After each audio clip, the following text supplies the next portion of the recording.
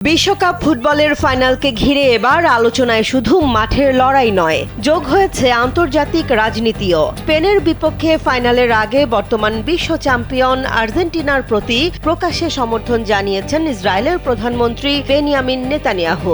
এই তথ্য উঠে এসেছে আল জাজিরার এক প্রতিবেদনে। তবে বিশ্লেষকদের মতে এই সমর্থনের পেছনে শুধু ফুটবলের আবেগ নয়, রয়েছে স্পষ্ট রাজনৈতিক বার্তাও।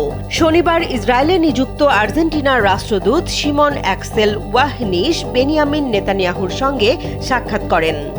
এ সময় তিনি নেতানিয়াহুর হাতে আর্জেন্টিনা জাতীয় দলের একটি জার্সি ও ফুটবল তুলে দেন এবং প্রেসিডেন্ট হাভিয়ের মিলেইয়ের পাঠানো একটি অডিও বার্তা শোনান।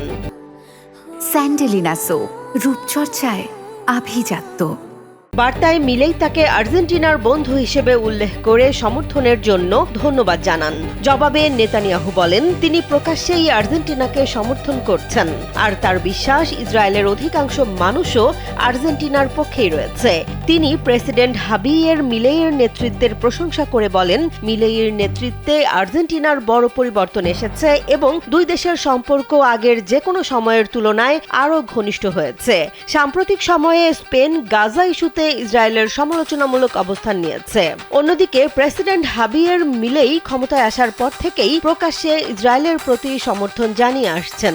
ফলে বিশ্বকাপ ফাইনালকে ঘিরে নেতানিয়াহুর এই অবস্থানকে দুই দেশের ঘনিষ্ঠ রাজনৈতিক সম্পর্কেরই প্রতিফলন হিসেবে দেখা হচ্ছে।